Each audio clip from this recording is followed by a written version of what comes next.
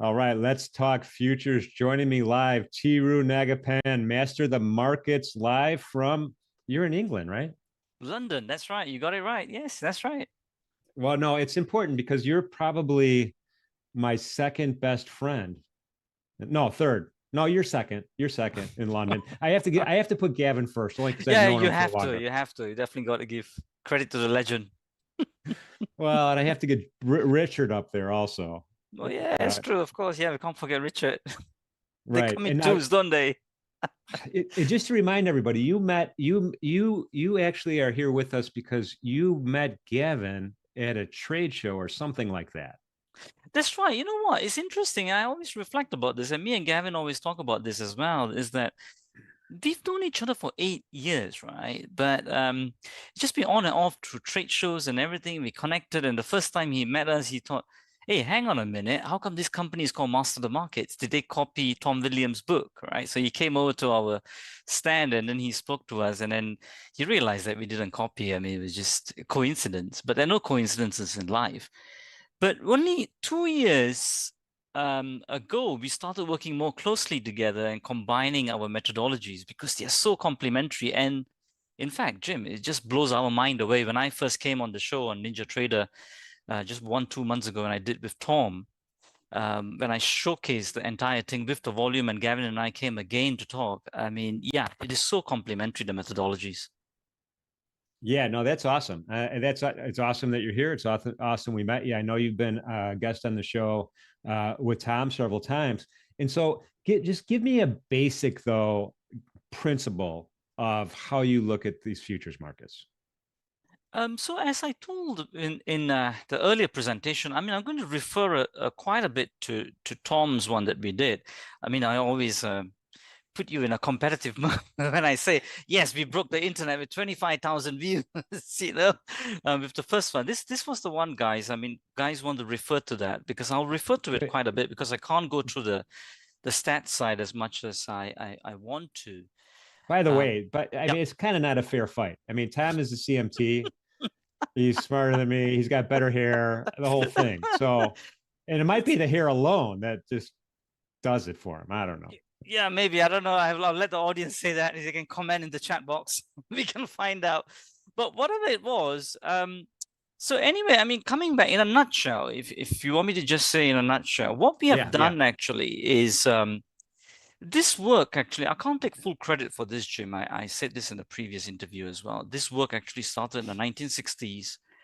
Again, there's no coincidence. I met my mentor in actually Escort, Royal Escort. Do you know about it? It's like a racing horse place kind of thing. I don't play horses, but I was invited there by a broker. So I met my mentor by chance, and just a quick interaction with him, I knew that that guy, he was a quant. And when you know someone is a quant, they talk very definitive. It's not subjective. They don't say if and wish and depends. They don't use such words. They are very, very specific. So I was actually looking for something which quantifies a top and a bottom. I was looking for a framework. And if I want to be technical, the word is actually called market structure. So when I was in the Society of Technical Analysis conference just a few weeks ago, and I was invited to talk there on basically this as well, and you can see this nice picture over here with me and Gavin when I did the talk, as well, very similar to what I did with Tom. You can see that even over there, Linda Bradford, which most people know, the new market visits lady, she talked about market structure as well.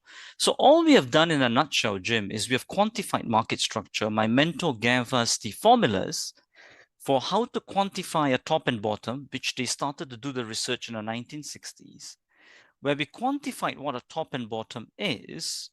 And there we go. And what we have is all this now, this orange and blue arrows overlaid with the volume indicators with Trade Guider and Gavin Holmes and his team, which is what we have. That's in a nutshell. It gives you a really quantified market structure where we can start to look at different time frames and what the trends look like and all of that. And it gives us incredible stats and specificity and clarity. That's what it does. Got it. Did you say Linda Bradford? Linda Bradford? That's right. Yeah. She used to be a bodybuilder back in the day. I don't know if you knew that. Really? I never knew knew that. Yeah. Okay, yeah. I read the Market Wizard's book. All I know is that she has got a muscle something disorder, but her motivation and determination is another level. Yes. Yeah, yeah, no, yeah, right. Best of the best, been around forever. Yeah. Okay. So, all right. So, what are we looking at here? We have a couple of charts up here on the screen right now. This is you're incorporating, I could tell you're incorporating Trade Guider as well into the NinjaTrader software. Correct. Price and volume. You can't argue with that, right? Because it's like Yeah. fuel in the tank along with the direction that price gives us. I think the main thing today, Jim, I really want to impart to the audience, and I was watching you and Tom present as well earlier. I want to take a look at the gold charts today, but mainly for the audience today, what I'm going to be teaching is you can apply to any chart. A lot of people always talk about trends and time frame correlation. But what I've struggled to find in many presentations is a quantified market structure to define trend specifically. I'm not saying it is the holy grail, but some kind of a structure, some kind of a framework, right? And that is what I want to impart to the viewers today.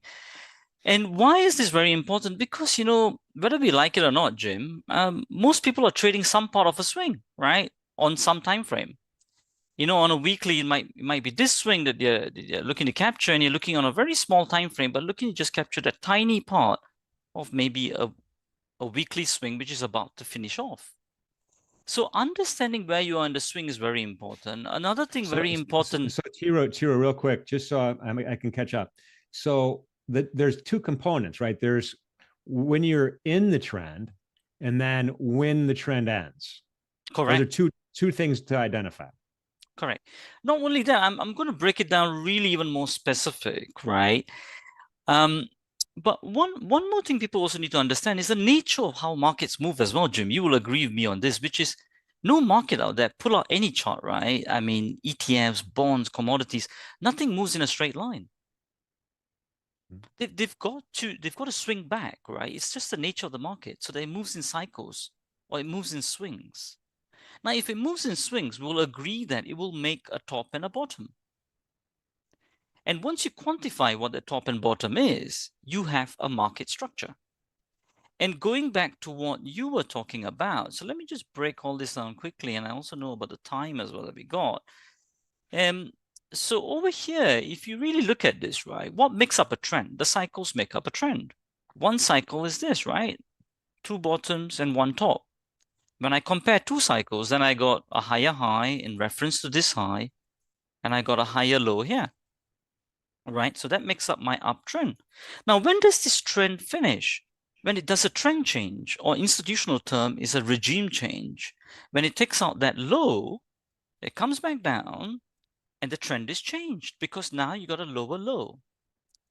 And the critical thing for the viewers listening in is that if you want to define it on a quantitative basis on any time frame, weekly, daily, 4 hour, 1 hour, 15 minute, 10 minute, 1 minute, you need some kind of a quantification.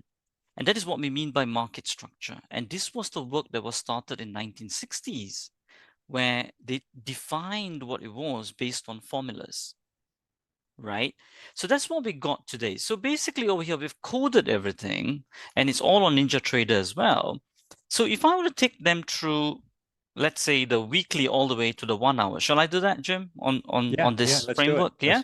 Yeah, Let's yeah. do it in real time, right? That's what we're here for, real traders, real time. So if you look at the gold contract here, June contract, I'm just taking gold as example. If you can see the trend is up, I mean, if you want to follow this, you can see all the quantification that we have done.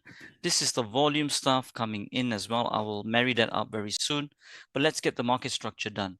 So if I were to connect that up as a line diagram, it will look something like this, right? So it's an uptrend at the moment. But one important thing I want you all to observe is that the swing low was here. And if you can see the blue dot that came in, that was when the bottom got confirmed by our formulas.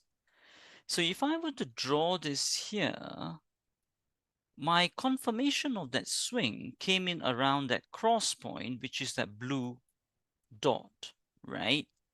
So in relation to our bottom at the moment, today we are here, that's the highest point, and it's falling off that.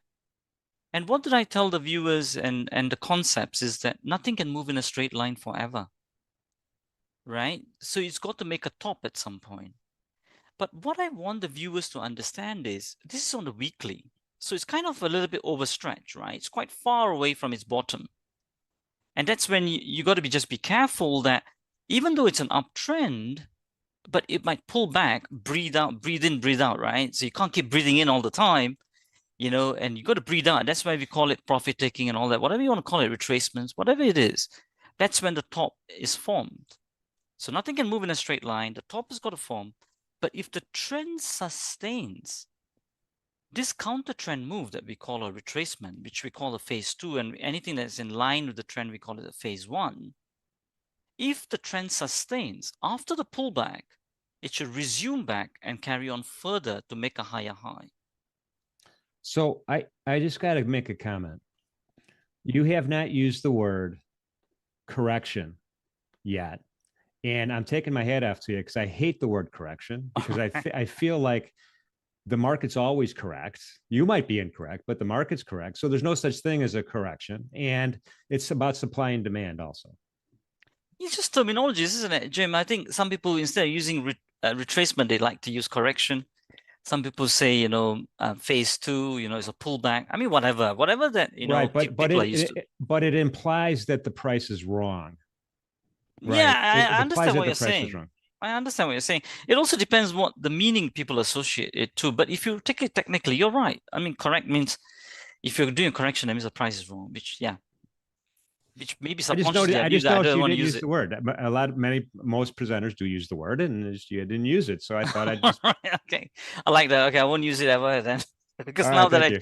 now that I know that, yeah, because it will stick in my head now. Because you know you don't, yeah, price is never wrong. You're right. Yeah, I like it. Uh, Anyway, so coming back, so far, I mean, is the explanation making sense?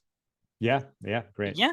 So how do we marry all of this up together for the viewers? Is that so we know that the weekly is extended, a top is about to form. Now, as a quant trader, if I were to put that in stats, and I refer you guys back to Tom's interview, you can take a look where I went more deeper into that. But on from a stats perspective on the weekly, what's the chance that this top is going to form?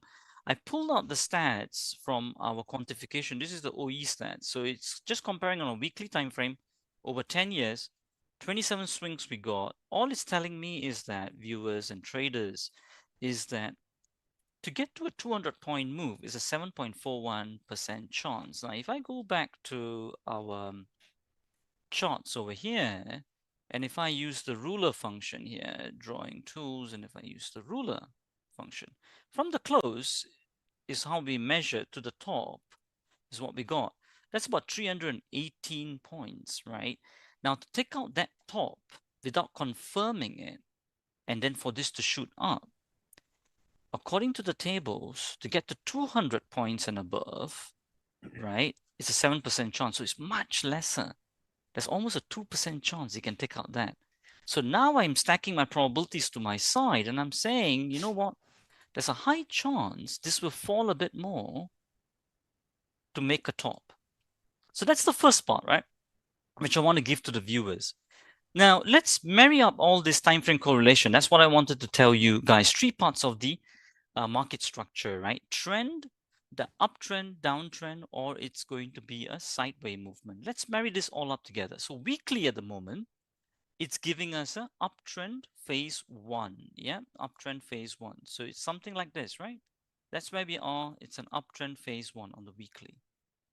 Now on the daily, however, I want you to observe this one here because on the lower time frames, you can take a short, but just be careful. Just understand that you're trading a pullback and in anticipation that that will become a confirmed top in a uptrend move. So here when I come on to the daily, you see, look at this, right? We're marrying up this part to this part here. That's what we're doing, right? And when we do that, if I analyze that a bit more closer, let me just expand the charts a little bit here. We talk all about this much more in detail in 7 steps to ctp.com. So let me just show you guys here. So if I want to correlate all of that, so look at this part here. is what I'm superimposing onto here, right? And if I were to do that, you can see that it had let me just see, do that. It had a bit of, you see, look, so it had a bit of a pullback here. And that's when people really don't understand correlation of time frames, Jim. When it did this, of a bit of a bounce off, they look at the daily, just uptrend. Okay, let's now jump into this, believing that it's going to go higher. But looking together with the weekly time frame, you and I now will know that it's quite overextended for this phase one move. There's a high chance it will form a top because markets move in cycles. And statistically, there's only a less than 5 or 2% chance of it to tick out that high and carry on further. So that would make me more wary and cautious of taking this on a long when I look on the daily time frame. So that's the first thing. So you see over here, but still as of now, technically according to market structure on the daily, this is still a phase one, right? Uptrend phase one. That's why I'm showing you that. But I would just be careful of taking that phase one because of this on the weekly. And for those of you who are quite sharp, will be then taking, okay, Thiru, if it's all in an uptrend, but you're saying a top is about to form, why can't I short that? And which of it is going to become a top in that daily and sustain it and carry on further down to make this weekly a confirmed top with an orange arrow coming at the top and the orange dot coming through with our quantified formulas. So, Tiru, just looking at the weekly, is what point would the probability suggest that we're going to enter the next phase of a bull move up? Good, very good question. I usually look at the 20% OE number. Anything that's crossed above the 20% OE, I would say is overextended and is going to make a top very shortly. Me personally, I don't like to trade phase twos. I like my best setups are after the phase two finishes and then to capture the phase one before it begins. I always like to trade with the trend. But those of you who still want to trade that on a lower time frame, then what we then do is not only we look at overextension on a higher time frame, when I go on to the lower time frame, I look for a trend change. The main trend change over here, Jim, if you take a look, right, if I want to draw that there, is this low here, this blue line, which I've put at 2304, if I'm not wrong. Let me just bring up the data window here. Let me just see. Data window, it should be show data box. There we go. And if I were to do that, if I take the low here, that would be 2304, which I've drawn this line over here. So when it takes that out, right, that's when I get a trend change. That will give me more confidence. Another thing that Gavin and I usually when we trade, Gavin TradeGuide.com. Tiru, real quick, when it takes it out, you mean a candle that closes below it? No, just a break of that low. That's what we call the price structural failure. Got it. Not Okay. only that, some people, usually when I teach that, say, oh, Tiru, but I've missed all this move. Why am I getting in late, right? Late is always relative. I always say keep focus on how much move is left for you to capture. But for those of you who are a bit, want to get in a bit more earlier, there's a structured way of doing it. What we then do is what me and Gavin, whenever we trade on webinars, we always look at what we call the test. You see, when it took out that low, right? When it made that low, came back up, the real question is, Jim, is that high going to be the high which makes a lower high in relation to that show its first sign of weakness to carry on further down to then confirm this top to make a phase two on the higher time frame? That's what we are asking for. Now, if you want more confirmation and more confidence, then we go on more to the lower time frames, right? See what the lower time frames are telling us. So then, if I were to now, so the main really question now comes down to, if I want to nail it down, is this spot here and this high, is it gaining weakness, right? Is it having weakness to go further down and break that low? If I'm getting confidence from the price, then I can enter in earlier, expecting the probability to take out that low. So far, the good part is on the higher time frame, the higher guys will pull it down because of probability-wise, only a 5% chance of taking out the top. as I showed in the stats table, and you guys can look at the Tom's interview that I did as well.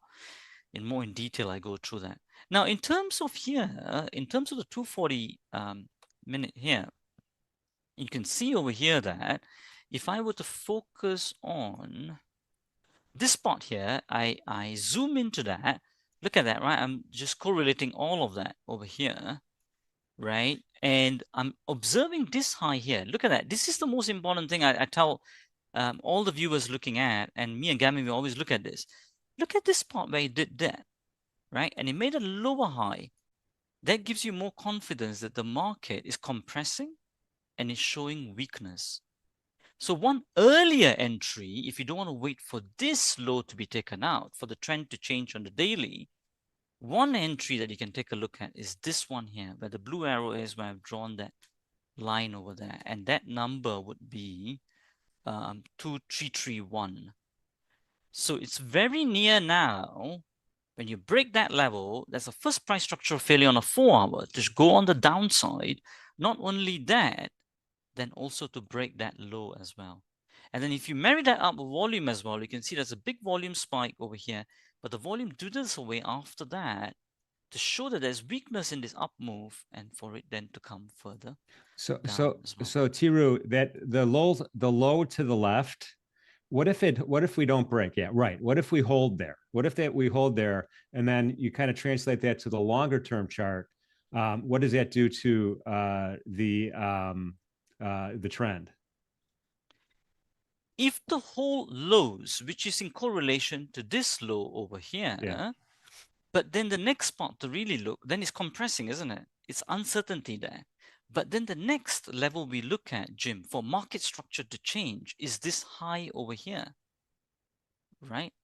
Is this high over here? If it does come back, you see, if it's consolidates here, if it does take out that high, then there's more strength towards the upside. But if it doesn't and dwindles, then you hold on to your position based on your objective. Okay, so we would say that that's support and resistance defined right there. Spot on. That's right. On market structure, on swing highs and swing lows, on the nature of market movement, which is it moves in cycles, right? And that's how trends are formed. The last time frame, and I put it all together, and then we can probably wrap up over there, is this one here, right? So this one I've got here, over here. Let me move that there. That's on the 60-minute time frame. Again, if you observe, it's done that as well. It went up a little bit, did that, and then came back down, broke out all structures. Trend change was there. Gives you more confidence of the weakness. Not only that, I think I marked out the levels as well. So remember, so this is where, so to marry it all up, and then I show you the line diagrams I've drawn. That's your daily low. That's your daily low over there. And all that, the pink one is there, here. So you can see on its marry up over there. So you see this move here was a phase one on the daily. It did that, right? But over here is where it started to show its weakness. Made a lower high first. Took it out a little bit, right? Big volume spikes over here for you to start marrying that with price and see where it's going to come, which direction is going to come. The real clue is when you got a nice volume spike here by trade guided software there, and then into the Salmon area, where then it takes out this price level, and that's when it breaks all price structures on the 1-hour time frame, and then all in marry up with the weekly time frame. So in terms of a line diagram, if I put all this together to put everything in conclusion, which is, let me show you this this Word document here, which I've put it into all in a line diagram as preparing it, just to make sure that traders listening in really get this in time frame correlation and the market structure. So the weekly is doing that, right? Which what we saw, Jim. It's in an uptrend phase one. We are about here, very low open equity, very low move left to the upside. On the daily, if I focus on that point here, it looks like this. It's in a phase one as well, but it's making a lower high, right? Is that lower high going to sustain and take out that and change the trend is the question. If you want to enter earlier, you drill down into lower time frames on the 4-hour where it did that, took out that market structure, went into phase one, and again on the 1-hour is marrying up with that as well. So that's how we look at it. But the good part about looking at it in this way, you know exactly which part of the phase you are, which part of cycle you are, which part in the higher time frames you are at, so that even if you're taking a shot on the lower time frames, you don't start to have this dream that downtrend is going to go on forever, because the big boys are going to come in again on the higher time frames and pull it back into this trend again. So it makes you wary of where your target objectives are going to be and what the concept of your strategy. And that is what I will end off with, which is the main points. What I really want to you all to take away is market structure is not the end all be all. Market structure gives you a good framework. And with that framework, how you use the market structure to then build your entries and set your target is what strategy construction is all about, right? And then how you have your formulate your concept and your objective is all must be well defined. And that's how we build our strategies and publish our results all in real time, Jimmy. Okay. And this could have been, I mean, we just picked gold, which is in a bullish market. It could have been a bearish market. It could have been in a different market. And you would do Correct. the opposite. Spot on. But remember, you know what I showed you in gold over here on the lower time frames, I can take a short, right? Yeah. Because on the lower time frames, it will start to show you. See, look, it starts showing you down, and people, if they don't understand time frame correlation, they start thinking, oh yeah, this is a bearish market. Let me just short the hell out of it and be on it forever. But just being wary, if you now you know time frame correlation, even though I may short it in the lower time frames, I'm wary of the higher time frames, that it might come back into its uptrend back again on the weekly. So, Tiro, let's talk. I wanted to ask you about 7 steps to achieve consistent trading performance video course. I know that's we have a couple of minutes. I just wanted to let you talk about that. Yeah, you know, everything what I've talked about here, and also in the interview with Tom that I did, which got really very popular. I mean, within what 2-3 months, it got 25,000 views. But hang on a second. Now what you're doing. So I can't. If I'm going to compete with Tom, you got to stop plugging the old video, because he's going to get more pages on the old video, and I could never win the contest. Jim, I've started to understand, not only in trading and anything you do in life, it's not about us. It's always about the viewers and what the best value we can give them. I know. It's okay. It was nice. I got to keep reminding myself that all the time. Coming back to 7 steps, guys, I mean, this is the video course we put together. A lot of research that we put in. Just so definitely get hold of that. Let me see if I can find a video page for that or not. I'm not sure if my team is. And by the way, Mission Control is going to cut and paste this into in both the chats, so you guys could see the link to this webpage. Yeah, that'd be great. That'd be awesome. Yeah. Anyway, I think when they put the name and email, they will get that. I mean, many years of research we put together, but I just wish that you guys really get good value and you're able to put time frame correlation and market structure really well into good use. Absolutely. I'm going to do, as soon as we're done here, I'm going to log on to this website. I'm going to get my free trial. Oh, nice. I like it. Yeah, definitely high value over there. Very good. Yeah, no, for sure. Well, I really appreciate you being here with me today, for sure. I know you're super busy. We're probably in the evening hours over there. Yeah, it's coming into 4 p.m. Late afternoon. I'll probably catch a cup of tea after this. Nice English tea. Yes. Yep. All right. Well, I appreciate you being here with me. Looking forward to having you back if you're so willing. Definitely. I'm always very happy to serve you ninja traders out there. And I really love the charting software. It's really good. well done to you guys. Awesome. Thanks for that. Coming up next, folks, right around the corner, right after the break, we are going to have the incomparable Tom Schneider, CMT, who gets more page views than I do, and Anthony Cardelli, Develop Your Edge, up in a couple secs. So hang tight, everybody.